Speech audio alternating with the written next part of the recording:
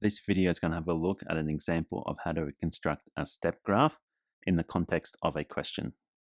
So a step graph is a series of discontinuous graphs formed by two or more linear lines that have a zero gradient, remembering that each x value can only have one closed dot, and so that means the other one will need to be open, and the closed dot indicates what value is included for that x value.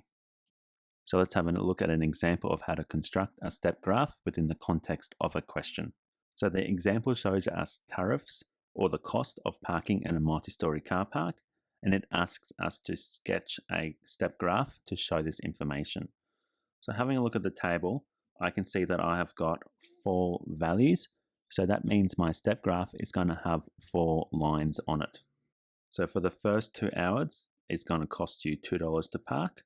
For between 2 and 3 hours, it's going to cost $3.50.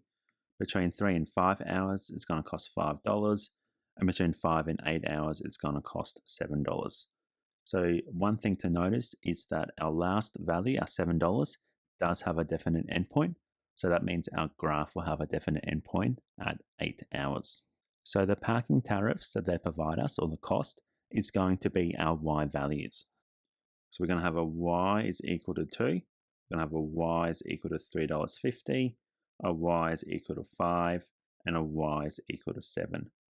So now we need to go ahead and add in our domains. So the first one, our first 2 hours, so that is going to be between 0 and 2. Our next domain is going to be in between 2 and 3, because it's between 2 and 3 hours.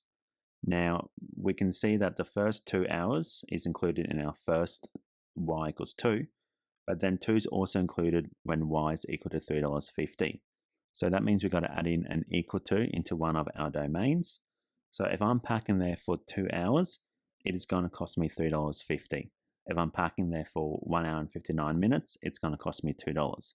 So my equal to is going to need to be in my y is equal to $3.50. So moving on, my domain for y is equal to 5 is going to be in between 3 and 5. And again, like the y is equal to $3.50, the 3 value is going to be included in the y is equal to 5, so it has an equal to symbol. And then my last domain for y is equal to 7 is going to be when time is in between 5 and 8. And because 5 and 8 are both included, then it is going to have equals to on both. Remembering that 8 value is also going to be my endpoint. So now that I've gone ahead and I've created my equations and identified my domains, I can start to graph it onto my Cartesian plane. Because the question has given us a context, we need to add in our labels to our x and y axes. So our x-axis is going to be time, and that's going to be in hours.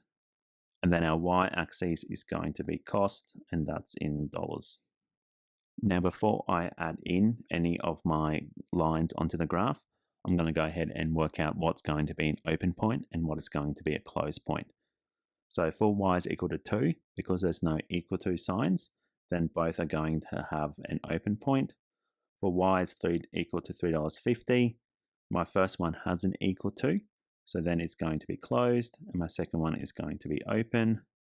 Same for y is equal to 5, the first one's going to be closed, second one's going to be open. And then for y is equal to 7, because they both have an equal to in the sign, they're both going to be closed.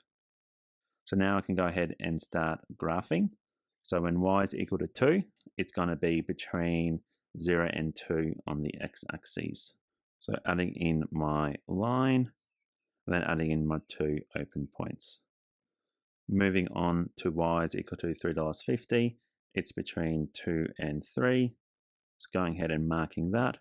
My first point is going to be closed, and my second one is going to be open.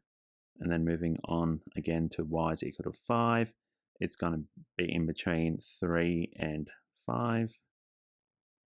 Again, first one is open, first one's closed, second one is open. And then finishing off at y is equal to 7, and it's between 5 and 8 hours. And then both of those points are going to be closed. So that is an example of how we can construct a step graph from a question that provides us with context. Remembering when we do have context in the question, we need to be adding in labels to our x and y axes.